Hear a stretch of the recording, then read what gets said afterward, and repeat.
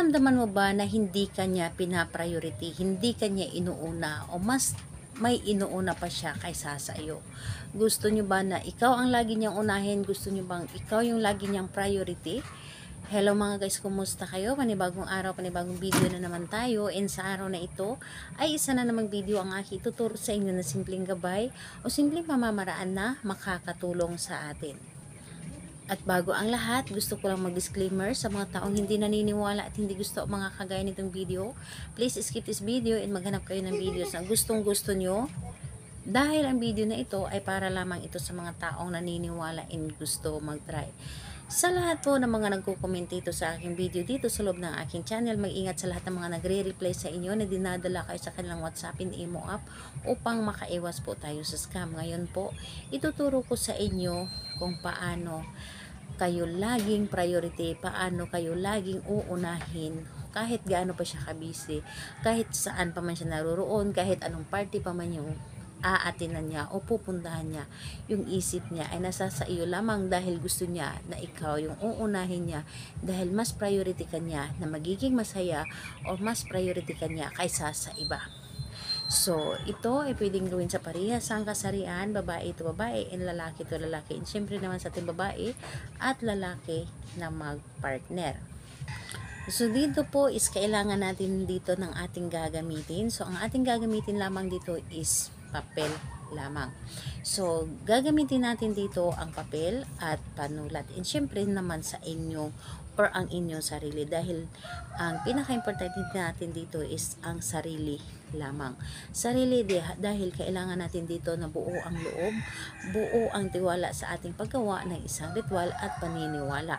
So, i-claim natin dito na ito ay para sa atin, i-claim natin ito na ito ay makakatulong sa atin na lagi tayong priority ng ating mga partner, dahil lahat naman tayo ng ating mga partner o karelasyon ay hinahangad natin na tayo ang priority kaysa sa lahat. So, ayun po. Kapag ready ka na, ay pwede mo na itong umpisahan. So, ang gagawin mo lamang dito, napakadali at napakasimple lamang dito sa isang papel.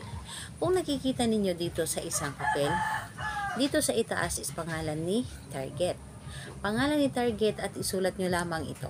So, ayan po, kung nakikita po ninyo. So, ayun. Isulat nyo lamang ito, parang X lamang. Parang X at ito ay diamond pababa. So, ito lamang ang inyong isusulat. So, itong sign lamang ito ang inyong isulat. Napakadali lamang nitong gawin. So, ayun po, kailangan na gagawin natin ito na may buo ang loob sa paggawa at paniniwala. Sabayan talaga natin ito ng paniniwala, dahil yun po ang pinaka-importante sa lahat. So, ayun po, kapag naisulat nyo na ito, itupin nyo lamang ito ng papunta sa inyo o papasok sa inyo ang pagtukatupi nito. At sabihin po ninyo dito, simula ngayon, ikaw, pangalan at apelyido ng inyong target, ako ay lagi mo ng priority kahit ano man ang mangyari, saan ka man naroroon, ano man ang gagawin mo, saan ka man pupunta, ako ay lagi mong uunahin higit sa lahat. Ako lamang nasa puso mo, ako lamang nasa isip mo, ako lamang ang mamahalin mo.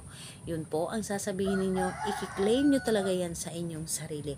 And pagkatapos ito ay ilagay ninyo sa ilalim ng inyong unan. So, hayaan nyo ito doon sa ilalim ng inyong unan, matutulugan ninyo, hihigaan ninyo ito, at iwasan ninyo na magamit or mahigaan ng iba ang inyong unan. Dapat ikaw lamang talaga ang gagamit nito para hindi ito malagyan or hindi ito anuhan ng bad energy. So, dapat sa iyo lamang na energy ang nandoon sa inyong unan. So, ayun po, gawin natin ito sa kahit anong araw at oras. Pwede po natin itong gawin. Basta't buo lamang ating loob, paniniwala at tiwala sa paggawa. Salamat po sa inyo. Bye-bye everyone.